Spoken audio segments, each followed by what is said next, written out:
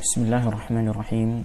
Alhamdulillah wassalatu wassalamu ala Rasulillah wa ala alihi wa ashabihi wa man tabi'ahum bi ihsanin ila yaumiddin. Wa ba'd. Alhamdulillah, kita lanjutkan pembacaan kitab Min Usuli Aqidati Ahli Sunnati wal Jamaah karya Fadilati Syekh Dr. Shalih bin Fauzan Al-Fauzan hafizahullah ta'ala. Pada pertemuan yang terakhir kita sudah membaca tentang yakni beberapa poin usul aqidah ahli sunnati wal jamaah yang akan dijelaskan oleh Syekh hafizahullah ta'ala dari kitab ini yang kita baca dari daftar isinya. Nah, sekarang pada kesempatan pertemuan ini kita akan mulai membaca satu persatu pokok-pokok akidah tersebut ya.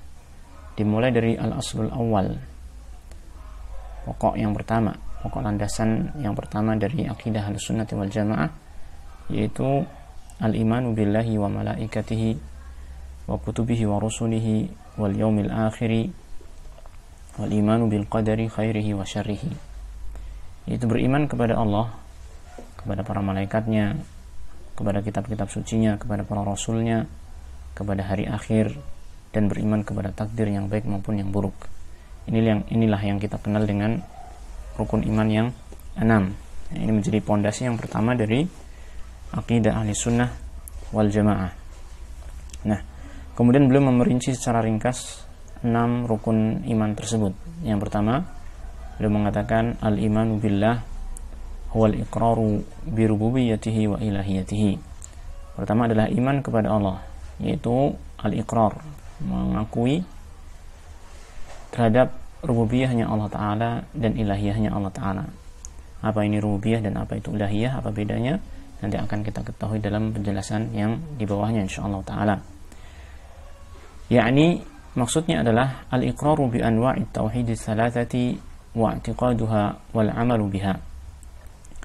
Yang dimaksud dengan iman kepada Allah Ta'ala di sini adalah mengakui dengan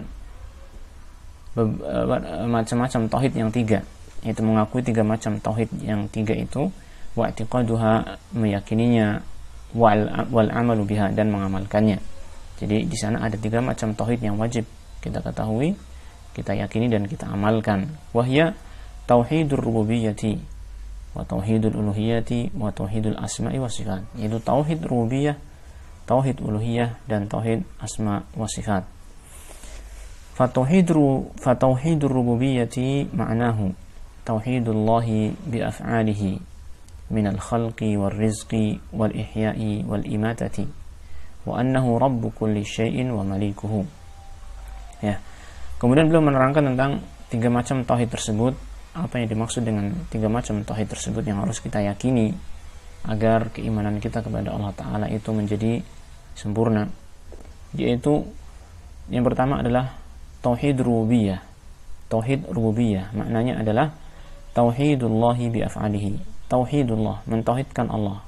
Mentauhidkan maknanya adalah meyakini keesaan Allah Ta'ala ya, bi'af'alihi, dalam perbuatan-perbuatannya, minal khalqi, seperti mencipta, wal rizqi, memberi rizqi, wal ihya'i, menghidupkan, wal imatati, dan mematikan. Jadi perbuatan-perbuatan Allah yang berkaitan dengan hamba-hambanya, berkaitan dengan makhluk yang Allah lakukan terhadap makhluknya, maka itu perbuatan-perbuatan yang memang hanya Allah Ta'ala yang melakukannya, seperti mencipta, memberi rezeki, menghidupkan, dan mematikan. Tidak ada selain Allah Ta'ala yang mampu menciptakan makhluk. Tidak ada selain Allah Ta'ala yang memberikan rezeki. Tidak ada selain Allah Ta'ala yang menghidupkan dan mematikan makhluk ya, semuanya itu adalah perbuatan Allah Ta'ala saja. Nah, sehingga di sini kita meyakini bahwasanya Allah Ta'ala itu esa, tunggal di dalam perbuatan-perbuatan ini. Ini yang dimaksud dengan tauhid rububiyah. Dan kita meyakini wa annahu rabbu kulli syai'in wa malikuh, bahwasanya dia Allah Ta'ala adalah Rabb, penguasanya segala sesuatu, dan rajanya segala sesuatu. Dialah Allah Ta'ala yang menguasai segala sesuatu yang ada. Ini yang dimaksud dengan tauhid rububiyah ya. Adapun yang kedua, wa tauhidul uluhiyati.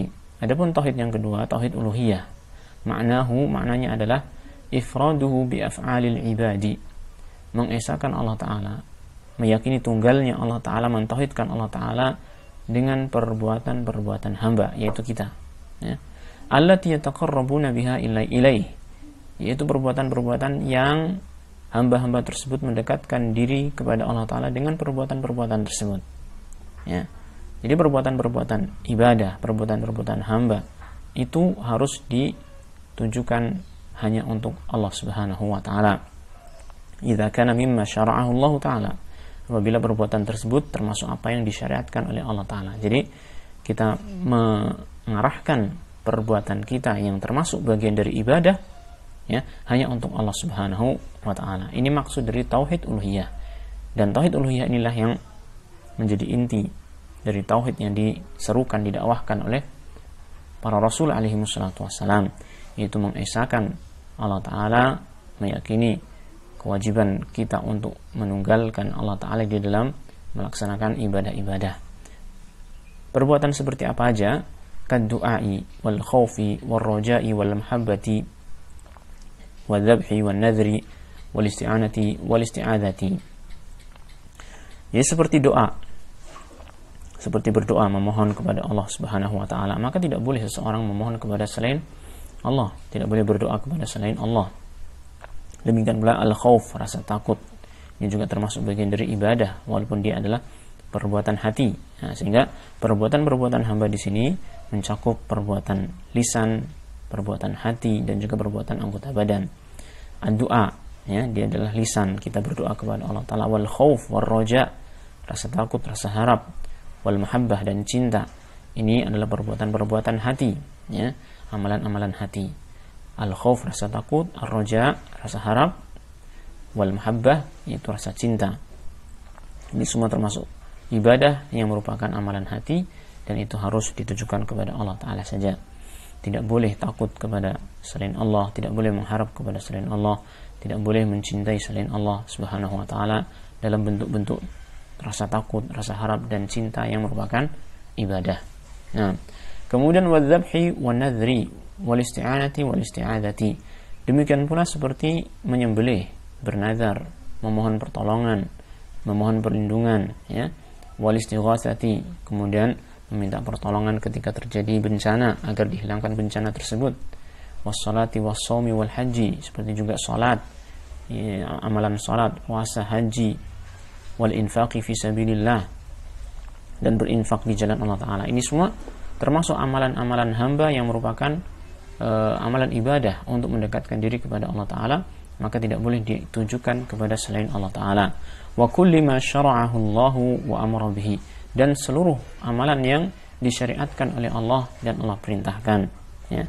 La yusyrikuna ma'allahi ghairahu fihi, tidak boleh hamba-hamba itu menyekutukan selain Allah Ta'ala pada amalan-amalan tersebut bersamaan dengan Allah Subhanahu wa Ta'ala. Jadi tidak boleh kita beribadah kepada Allah dengan amalan-amalan tersebut, tapi juga mengarahkan amalan itu kepada selain Allah Ta'ala. Itulah yang disebut dengan asyirku, disebut dengan syirik, yang itu merupakan lawan dari tauhid. Nah, la malakan wala nabiyan wala waliyan wala ghairhum, tidak kita tujukan amalan-amalan tersebut baik kepada para malaikat, atau kepada para nabi, atau kepada para wali, ataupun yang selain mereka.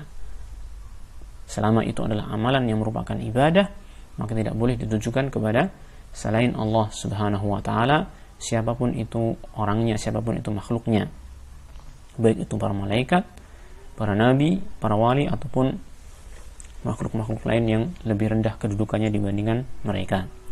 Kemudian yang ketiga, tauhid yang ketiga adalah tauhidul asma'i was sifati.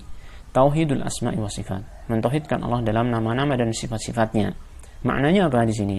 Maknanya adalah itsbatu ma atsbatahu Allah li nafsihi aw atsbatahu lahu rasuluhu sallallahu alaihi wasallam minal asma'i was sifat, yaitu menetapkan apa yang Allah tetapkan untuk dirinya atau ditetapkan oleh Rasulnya sallallahu alaihi wasallam berupa nama-nama dan sifat-sifat. Wa tanzihullahi amma nazzaha anhu nafsuhu, amma nazzaha anhu nafsahu aw nazzahahu anhu rasuluhu sallallahu alaihi wasallam minal uyubi wan naqaisi.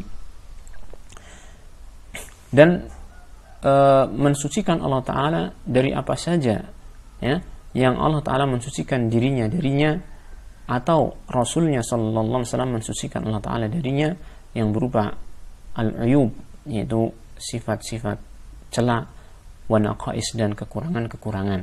Nah, jadi di sini intinya adalah bahwa tauhid asma wa sifat intinya adalah kita menetapkan nama-nama dan sifat-sifat Allah Ta'ala sebagaimana yang ditetapkan oleh Allah dan Rasulnya Sallallahu Alaihi Wasallam. Juga kita meniadakan, ya, mensucikan Allah Subhanahu Wa Ta'ala dari sifat-sifat dan nama-nama yang ditiadakan oleh Allah dan Rasulnya Sallallahu Alaihi Wasallam. Ya.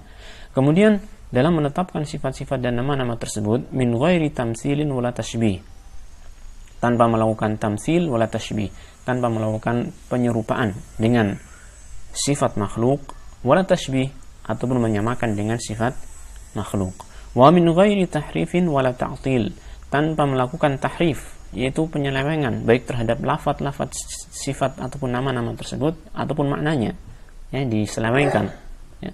Wala ta'til, dan tanpa menolak atau mengosongkan satu lafaz dari maknanya ataupun bahkan menolak sifat-sifat tersebut.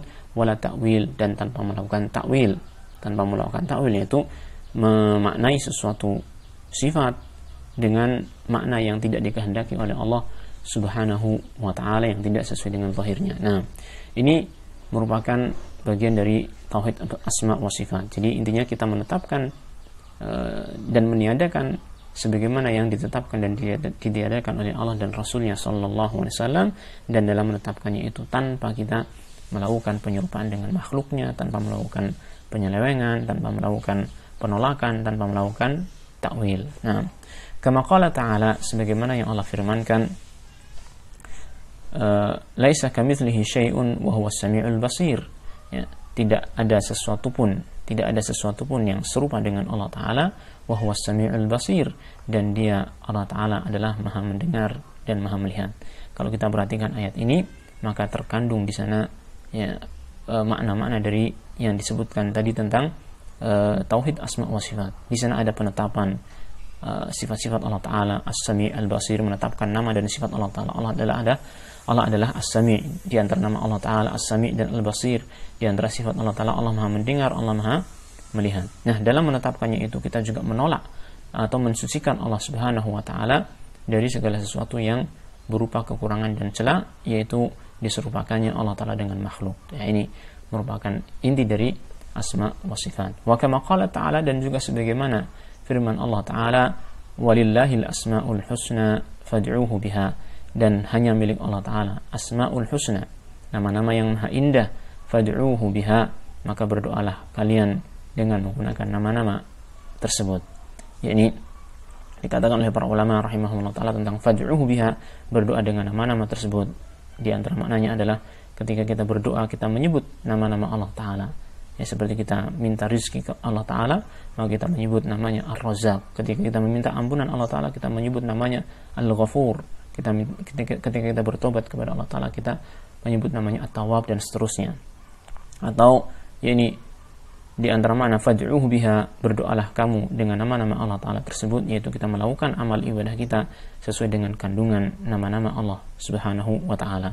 Jadi kita beribadah dengan sebaik-baiknya karena Allah Ta'ala as-sami' al-basir, karena Allah Ta'ala maha mendengar dan maha melihat. Ini merupakan bagian dari kandungan tauhid asma wa sifat. Dan inilah tiga tauhid ini, yaitu tauhid rububiyah, tauhid uluhiyah, dan tauhid asma wa sifat. Dengan tiga tauhid Allah Ta'ala ini, maka kita telah beriman kepada Allah Subhanahu wa Ta'ala. Merupakan landasan dalam iman kepada Allah Ta'ala adalah tiga tauhid ini, tauhid rububiyah, tauhid uluhiyah, dan tauhid asma was sifat. Wa sallallahu wasallam ala nabiyyina Muhammadin wa ala alihi wa sahbihi ajma'in, walhamdulillahi rabbil alamin.